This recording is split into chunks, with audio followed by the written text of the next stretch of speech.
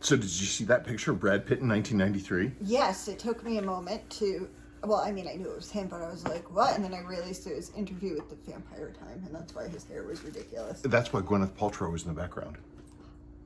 And they were both smoking 100 filtered 100s, and those are the days, my friend, filtered 100s. Well, anyway, folks, I'll insert that photograph at the end of the video. How about that? It is Friday. It is.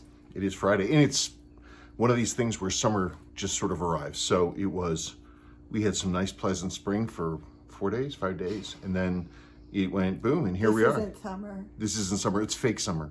We get fake summer Well, here. no, it's like, this isn't even fake summer. It's just warmer spring. I mean, Is it? summer, it gets like 100 degrees. Never used to in my day. Well, I guess it still is my day, technically speaking. yeah. You know, I'm still here. So anyway, it's Friday. Friday, do you want to do a wrist check? Sure. Okay, I actually don't know what she's wearing. Let's see what's on in Sadie Land, or sorry, I'm not Sabrina seeing Land. it. Mac VSOG, the fourth Beetle. People aren't really sure about it. I have anecdotal evidence that these, with the wide-legged case, the cowboy case, that these were issued to special forces. I talked to one kid, said his dad had one. I don't have any more evidence besides that, and I don't have his contact information, so take that as read. But I don't see how this model, among the other two, would not be used. But no proof yet. I'm wearing two watches. One, that there is it's a 6220, a 6220C 9970. It's a Seiko Silver Wave. What does that say? Skyliner. Okay. But it's a Skyliner, the 30 meter. It's a cool watch. I serviced it late last night. Same movement family as the 6217s. You know, all that stuff. Beautiful watch. And I'm also wearing the 6306. This thing must have been brand new. It's keeping time almost to the second. I'm being really bad by wearing it. It has not been serviced recently. I don't think it has been, but it's running like crazy accurate, and I'm actually really enjoying it. So what are your theories on that? I still wonder. I'm sorry, I'm going back to talking about that boy's watch with the Mac VSOG hands. Mm-hmm. It's just weird. I tell you, it's weird, and it's not a throwaway watch. That thing is 7 jewels, so I mean, who knows, right? Mm-hmm. Even more obfuscating. What? Well, because that department, those guys, when they would buy their equipment, they didn't want it traceable back to the U.S. military. So they bought off the civilian market, which is one of the things. And even though we now know, despite all the destruction of all the paperwork after the war was over, we still have some of the stuff like procurement orders of the guys from these special operations offices ordering these watches. You never know about that watch. Could be. Except glowing numbers. All of them had glowing numbers. The boy's watch only has glowing pips by the numbers. Okay, let's do this thing. Mm-hmm. Now, the first one, he didn't put who wrote it, so I think Joseph Stewart, perhaps. I'm not sure. Hi, Spencer and Sabrina, wondering what's your take on oiling the pallet pivots on Seikos. The Swiss don't oil them, but in some Seiko technical guides, it seems like they do. As well, I've seen some people just epilame? Yeah. Epilame. I don't know. I'm sure I've heard it pronounced. I don't know what it is. I know what it is, but the pallet stones versus the whole fork, because apparently the epilate treatment can introduce contaminant buildup between fork guard pins and the balance impulse jewel. Wondering what your opinion on why some watchmakers do either or. I know that Omega's really big for the problem. One of the biggest problems in watchmaking ever is the fact that lubrications go places they're not supposed to go. So they end up in weird places, which means then they gather dust and things get sticky and weird. Epilame is this coating, and it's like, imagine it almost like Pam, right? Mm-hmm. And you put it over the end of the pallet fork stones where the escape wheel, where the teeth are coming across the escape wheel. You run it back and forth a couple times, then the stuff dries. And then after it dries, you run it for like, I don't know, 50 cycles or something. And what that does is it removes that epilame, that coating right where those stones connected. Then when you put oil there, the epilame repels the oil. So the oil stays in that little channel. That's interesting. Yeah, it's this tech. The stuff is incredibly expensive, but as the questioner says, it's a physical material. So just like in my example, you're running it because you've got to wear that channel into the material you just did there, right? Well, that stuff has to go somewhere. And there's still going to be some chattering around going in there. And so it could get, places. I lubricate the faces of the stones. That's it. I don't use epilame or epalame or epilame or however the heck it's called. All I do is I do the faces of the pallet stones, and that's it. The only time that I'll ever lubricate the pivots ever is pretty much almost only on a Velmatic 4006, because it is specifically prescribed to deal with overbanking, which is where the balance has got too much power, too much amplitude, and it's trying to turn all the way around, which it's not supposed to do. So in that case, you can suck up some of the power from the coming through the gear train by using those lubricants on the pallet fork there between the pivots of the pallet fork. The reason being is that at these scales and these, this tiny thing, what would be a lubricant for anything larger actually acts as a braking grease and eats up that power.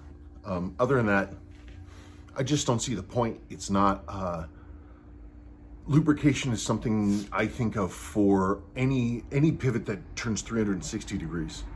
I mean, if it's just going like this, you're just gonna start getting piles of lubricant on one side or the other, and it's gonna just make things slow. And I was told basically that unless it turned 100 and blankety whatever degrees, and it really needed it, don't lubricate it. What's in the box number 5? Oxfam shop with learning to tell the time I had it tough. What confused me was as a child I learned 25 past the and 25 minutes to the next hour. Then to muddle things up, my grand came 5 and 20 minutes past and 5 and 20 minutes to the hour. As a child learning that, I was in a right mess. Wow, so his grandmother would say 5 and 20 to the hour? I think that's charming as hell. I really do. Isn't that charming? 5 and 20 to the hour. No, we don't say that. I mean, it's about, okay, if they say, what time is it? And it's, I don't know, and it's 3:43. Do you say 26 minutes to whatever the heck? Would you say 25 minutes to the thing? No. You would say, what would you say? If it was what time? 3:34, say. I would say 3:34. If it's like, I go by quarters. Quarter till. Yeah. Or quarter past. Yeah. Half past. I don't even really say that. I don't know. It's a very interesting question. It's 5 and 20 till. God, that makes me so, it's like I'm not throwing shade or being disrespectful in any way. It just warms my heart. How is that disrespectful? I don't know. Somebody might think I'm making fun of them. I don't think so. I thought it was a nice story. It's a nice story. True Blue Miata. Hi Sabrina and Spencer. I wonder if the 2700 movements aren't being made and they're just selling their own NOS. That might be true if there isn't interest in these, so they're still hanging around. It would be interesting to see what era of lubricants are on one that you bought today. I vote for you doing the 2559 curve piece. That's just gorgeous, and I'd love to see the restoration video. Yeah, that tank, and I'm not really even a big fan of tanks, but that tank with the curve flat case, it took moral fortitude for me to not rip that watch apart yesterday. I was like, I can start it right now, and I have customer work to do. I can't do that kind of thing. But I couldn't hold myself back completely. So instead, that is in fact why I ended up servicing this, because it's the 6200 series, and I could step on it and run it in on the wrist, which is what I did. But I'm gonna rip that one apart. I want to see it. I'm thinking about straps. Watch Repairology 1.01. That's the name of the video. Using a mainspring winder. Indeed. Tracy McKnight 8978. Hey, I'm interested in one of these after watching you work on it. I see on eBay there is one like yours. I'm hesitant though because the one on eBay says it has a size, so I'm not sure if they make several different ones for different size barrels. The one on eBay says it's for is the size 123B 426 millimeters. Any thoughts? Does yours have a size written on it? Yes, mine have sizes, but the reason being is that they're sold in a set. You don't want to buy just one. I rarely use my other ones, but they came in a set. I don't like to give business to people who split up tool sets. I don't know, it's not what you need. You just get the whole set. You find the whole set, it'll be cheaper in the long run, and you'll find out all of a sudden someday, damn, I need the mainspring winder for this weird size, and by golly, you'll have it. Just do your research. There's that phrase again that everybody hates. Do your research. This is not any child of ours. Somebody's having a bad afternoon. She's not having a good day. You know, for once, it's not our kids screaming. Yeah, no kidding. We're the neighborhood screamers. Anyway, save your money, do your research, buy the right tool set, because then you buy it once, and that's the end of it. And he says that the first watch that he's working on is a Seiko DX6106 6007 from the 70s. Cool. That's a one. Real standard movement. You're going to find that the lower mainspring arbor port is going to be worn as hell unless you're super lucky and you come across one that an old guy watchsmith worked on. We used to see these, not so much anymore, a long time ago, but you get them in and they've been jeweled. Old guy watchsmith had done it, which is actually where I learned to do it, from pulling these old things apart. Like, why didn't I? Because I assumed that Seiko must have done it. Seiko must have jeweled some of them. I mean, look, what's the difference in the movements? This was an A, or maybe it was only the A's with the jewelers, blah, blah, blah, something like this. No, it was old school watchsmiths, and they were jeweling it, and I learned it from them, and I learned it from looking at their work in front of me, that the jewel existed. And it existed as a locatable part. Maybe not now, maybe not today, but yes, then. And that's when I started going real serious on pushing lower mainspring arbor jewels on Seiko 6000 series. But even without the jewel, you can totally get it running. Don't worry about it.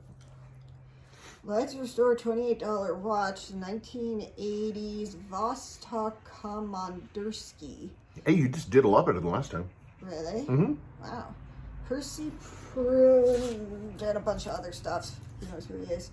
The crown is wobbly by design. I do like these, simple and robust. I believe it's even been called the AK-47 of watches. The AK-47 watch is very famous, the main battle rifle of the commie block.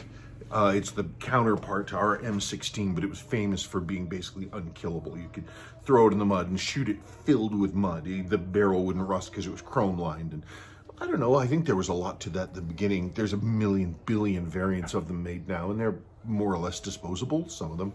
But I mean, it's a good analogy. It's a strong, simple design that will work under highly adverse conditions, continue to work under highly adverse conditions. You might not get the most precise output, but it'll keep working, which is what you need in both a watch and an AK-47. Yes. I'm gonna go. Let's pause this here. Do this thing. I guess I wasn't ready. Okay, so when you put the questions together, you put... I screwed up, did I? You screwed up, so now we're back to what's in the box number 5. Well, what the heck, variety. Sven Huguenot. I have that Citizen Crystal 7. It was a bycatch, and it's such a cool piece. That Sweep Seconds hand is the same, but with the loom still in place. That's cool. And he replied, he gave me the crystal number. It's a Citizen crystal number. Oh. Which is really useful, because I have no database for Citizen stuff, none. It's also missing its stem. And we have a lot of Citizen stems, but I have no idea if we have the right one, or even if we have where they all are. So that's going to be interesting. I know I did just buy just a bunch of Citizen crowns. They came in another watch lot from Japan, and I'm like, what am I going to do with the bajillion Citizen crowns? Old ones, too. Like new old stock in their little diddly. Maybe they'll come in handy. Maybe. John Taylor 3940. Hi Spencer, can you help? Looking for a Seiko 4500A, part number 23145 third wheel. Looked everywhere. I know you have sources that may help. Not for that one. The problem is it's the third wheel and pinion, and let me look It's at the top. Yeah, it's because it's third wheel and pinion, and they are. It's just that part is really hard to find. You have to get it basically from junk movements is where I've seen it. I'm trying to remember, is that one of the ones where the third wheel is also the pinion? That's the part of the problem too, is it? The movement doesn't have a cannon pinion on a center wheel. It's got that third wheel, and the third wheel has a snap over cannon pinion section, and the problem is they get worn in the middle and they won't hold anymore. So what you do in that case, I've done it and it works. You just have to be super careful. I have an old, everybody's gonna wince. I have a really old fingernail clipper, but it's one that actually, it worked out really well because I'd use it to like cut like a nail or a brad or something. So it actually had this kind of roundish dimple in the cutting surface. It doesn't close all the way. So rather than go and buy the special built, custom purpose built tool for this exact thing, which exists, by the way, I use an accidentally modified fingernail clipper, but it does work. The idea being is it comes in and you don't want to crunch it too much because then it won't rotate. You'll be pinning it to that thing, but you want it just a little bit, just like that. And it'll start to hold again. And that's what you got to do. And you should buy the actual tool for it. Don't do what I do. Remember, everyone, the Klein motto: why get the right tool when the wrong tool might work? Xecret. This is more excited than Watches and Wonders. That's very interesting. 6139 variant. I'm not sure. Watches and Wonders, remind me to look that up. All Must right. be a show. I'm not throwing shade. Nobody thinks you Well, no, are. I'm going to be like, oh, he's saying he doesn't know if it's a show. I mean, I don't know what it is. We watch X-Men. We watch X-Men. That's pretty much the only X in our lives. What was the second part of that? Like the 6139. I know. I actually don't know a lot about it. I really don't. I don't know how common or uncommon they were. I haven't looked it up. I'm kind of waiting to kind of forget about the dial damage so that when I look at it again, it doesn't, I can sort of approach it cleanly. It looks, if I have to guess, somebody was trying to change the crystal and they did this thing where instead of pushing the crystal straight into that L profile gasket, it goes right in. You try to push one side and you're trying to get it like this and it slips. It goes and it runs across the dial and it just slices the top surface off. Ask me how I know that. No. I can guess. But I think that might be the thing. I'll look at it. If I can get it better, then I can get it better. Mr. Mad Villain, this is one of the most enjoyable things. That box that you've been building up over the past 3 to 6 months arrives and it's full of dirty old watches from Japan. It's exciting, isn't it? No, I know. But, you know, here's the thing. I didn't write the lot off. It wasn't, I looked at it, I was like, there's some neat things. I was like, the one Target watch I'm looking at, that's what I want. Everything else is just gravy. So if that watch doesn't work out, maybe there's going to be something from the others. So yeah, you know, the nice thing is I really like cleaning. It's one of my favorite things, actually. I really like cleaning stuff up. So getting a whole pile of dirty watches can lead to some extremely peaceful evenings. It's good stuff. True Blue Miata. I vote for your doing the 2559 curve piece. Oh, yeah, I think we talked. Did we already read that one? Did I have that comment twice? I think so. Yeah, you I duplicated it. Okay. James Z. Hain. The date in the chrono relates to the 53rd year of an emperor's reign, probably Hirohito. That's how they do it in Japan. I recently found that out from a computer channel here on YouTube. And I took your information, I looked it up. So that watch was made in 77, 78. 53rd year of Hirohito's reign was 7980. So it all lines up perfectly. Okay, that's it for Watchland. Okay, that's it for Watchland. I've got more questions here, but they're all related to my MGB Greenbean, which is right there.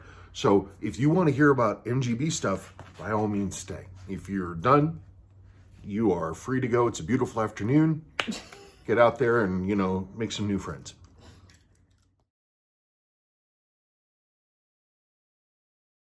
Okay, you have entered the Greenbean zone. From Roscoe Zippo, 1974.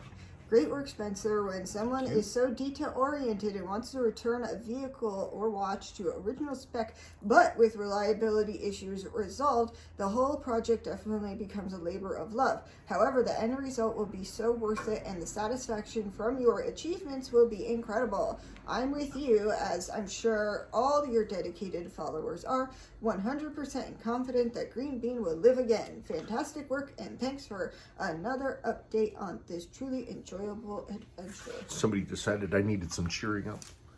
Oh, very nice things to say. Thank you. I appreciate that. With the new compression stuff, new compression numbers, I feel, what do they say in Blighty? Chuffed.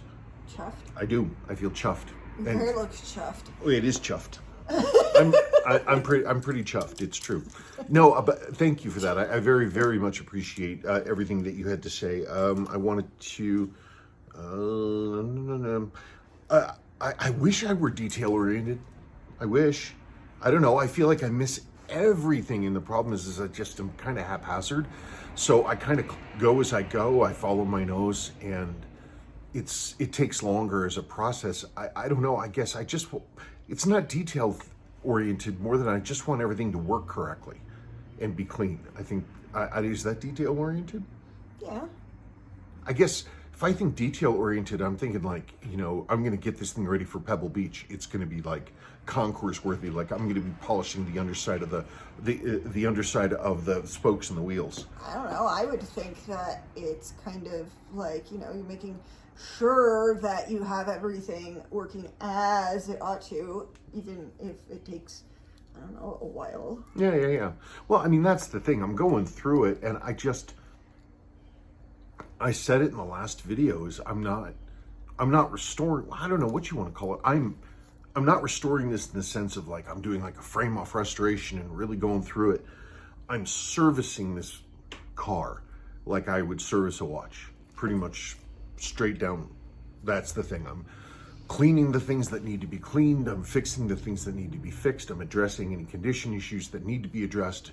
If it's not a problem, if it's fine, then I'm leaving it, but it's going to be 100% functional. It's going to do everything it's supposed to do.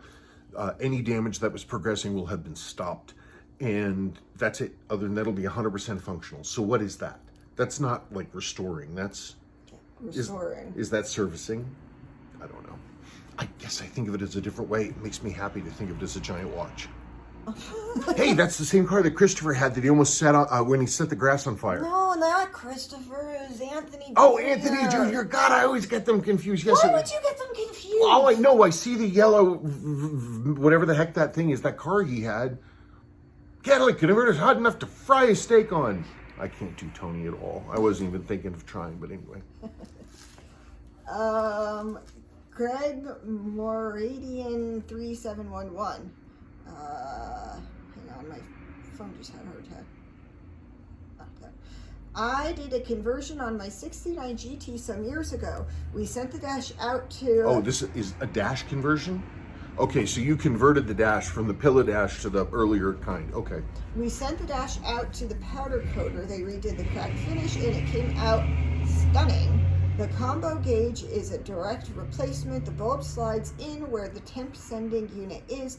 I believe the oil pressure line goes directly to the back of the electrical sending unit. You'll have to replace this and have the oil pressure flex line go directly to the back of the Smith's gauge.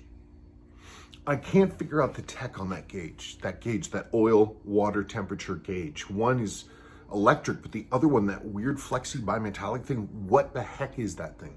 I have no idea what it is or how it works. And the spring on the outside of it is broken at a certain point.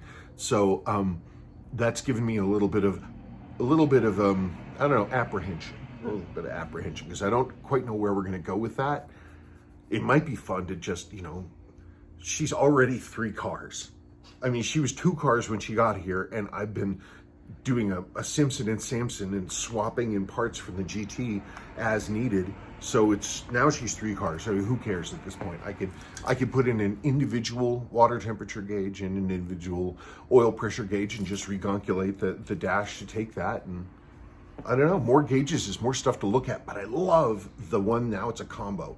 So it's round like this, and it has the 2 needles, but instead of being on the bottom and going like this, they're over here on the sides and they go warp, warp, warp. I don't know, it looks neat. Okay. I know nothing about cars other than how to drive them. She's going to learn to drive this thing. She's going to learn how to drive stick. I bet you she's going to like it. I bet you will like it. You're going to drive it and you'll be like, this is fun. It's a fun little car. I'm sure it will. The same person said something else. The early tack was positive ground. A friend of mine took the faceplate off the smaller negative ground tack and placed the body and the larger housing. You'll have to alter the case in the back, but you won't have to convert the wiring. Some owners swap the gauge over to negative ground. Being that you are into watches, you'll see how simple it is to transfer the gauge internals to opposite cases. Lots of fun. I never would have known that. I never would have known that. I simply would not have known that. That's the kind of institutional knowledge that it's irreplaceable. I never would have known that the early tack and the later tack are 2 slightly different sizes, and one is negative earth and one is positive earth. And that you can fit the newer one inside the housing for the older one, or you can flip the polarity on the older one and use that instead. I don't know about flipping polarity on that thing, but I love stuff like that, because there's just, where else are you going to learn that? I don't know. That's one of those pieces of knowledge. I mean, how often are you going to need to know that? But boy, if you're in the situation where you need to know that. Okay, and from the same person again. Wow. Couldn't agree more that Dash is the result of Ralph Nader's book Unsafe at Any Speed. He's talking about the Abington pillow dash, the one that you now are okay? Okay. In my opinion, the Abingdon pillow, the name of the padded dash by the MG factory, cut into the car's lines. MG retained the original metal dash in England until MG production ceased. Much more refined looking, the original dashboard. You're doing a fabulous job. Oh, thank you. I appreciate that. I like that now I have an explanation for why, because it made absolutely no sense to me why there was a pillow dash. I'm like, what's the point? It's really ugly. But now that I understand why, I don't dislike it as much. I prefer the original dash aesthetically, but I'm not confused about the pillow dash anymore. I was thinking about the pillow dash because it's got a couple things that are funny. I don't like it. It makes me feel, has an odd claustrophobic feel. Plus, for some reason, the sort of design motif for 69 was these sort of lines, this sort of embossed, impressed lines. And the lines on the Abingdon pillow are vertical, and it makes it, hang on, please. So one of the things I've been really excited about, I've been bragging about, is that this thing had a starter button, like Dad's Jag. Dad's 58 Jaguar, turn the thing on, push the starter button. I was so excited about the starter button that I didn't realize that it has water conducting tubes in the back. It's the manual windshield wiper bumper. It's not a starter button. And I was so excited, but yeah, that's what this is. So I look, see, every day we learn. Every single day we learn, but I wish this was a starter button. I just love the idea. Dad's was like that. Click, bucka, bucka, bucka, bucka, bucka. And you'd hear the thing, the pump power, the the system up and that thing cranked over like a tractor. Was that it then, I assume? No. Wow. Bruce Barlow. Hello, Mr. Barlow. 2 small steps forward for mankind, 1 giant leap forward for Greenbean. The Kleinmobile will be hitting the road very soon. What? Does Greenbean need to go through a vehicle inspection check before being let on the roads in your neck of the woods? Oh, yeah. It does? Oh, yeah. No. She's got to go through. It's, I would call it passingly cursory inspection. It's not, well, I'm sorry. Well, no, I'm just like, different states have different rules for inspecting your cars. I'm from New York, and it's like they do everything to get as much money out of you as possible every single year. And then we moved here, and it's like you have to get emissions checked every couple of years, but otherwise you're good. So I didn't know how that related to an old car. Greenbean is kind of a funky thing because the original title, the guys who had this, and they weren't brothers, they were cousins actually, they lost the original title. There was a fire or something, and so they got a salvage title. So the deal with the salvage title is it's cool and everything's great. A couple things though, if you need to, when it's time to put it on the road, it has to be inspected. Like I told you how I got my scooter inspected in California. They made sure I could stop and start and turn, and I passed it, and all the signals worked, and they were happy about that. That was cool. It's going to be the same thing with this. The only thing that's funky is that I have to get a metal stamping kit of the alphabet, and I have to stamp titled from salvage on the inside of the A pillar there. Really? Yeah, it's some regulations. So the car, Greenbean, when I'm done, will have a stamp on there that says rebuilt from salvage, I believe. I was like, oh, well, maybe I can do it really nicely in like a brass plate, and like rivet the nice brass plate and have it look like, no, it's got to be on the metal of the car. It cannot be on a removable plate. Makes sense. Yeah, it does. I understand what they're doing. So the inspection is going to be pretty stringent. There won't be an emissions, so thank goodness for that. He also said how they inspect vehicles in New Zealand. Oh, let's find out. A vehicle needs to pass a vehicle inspection known as a warrant of fitness inspection every 6 months for vehicles registered before the year 2000. Every 6 months? 6 months? And after 2000, a yearly inspection. If a vehicle is deregistered, then it goes through the re-compliance check. Trucks are inspected every 6 months regardless of age. God, this is it's not like aircraft, but wow. There's, you see people driving on the road, and it's like you can see through the side of the car. Yeah. It's legal in Colorado. It still is. It's amazing. You can just take the doors off your car, and you can just drive around like that. It's perfectly legal. Yeah, you can have your windshield be pretty seriously cracked. Like I said, I'm from New York, and I remember when I was in high school, somebody I was in school with was parked at the Cumbies. And when they came out after getting like a soda, there was a police officer with a ruler measuring the crack on his windshield to see if he could give him a ticket. Really? If it was over certain. Here, it's like, if you can still see, then it's all good. Yeah, they're like, well, if that was on the other side, that might be a problem. But, we live in Colorado, and I'm pretty relaxed right now. So I'm not going to worry about that. And you have a good day. All right, well, I think that's our signal, honey. Yep. That's the cannon firing. Our eldest has arrived home in her car. She has survived another solo drive to and from school. I just finished teaching her how to drive. Mm-hmm.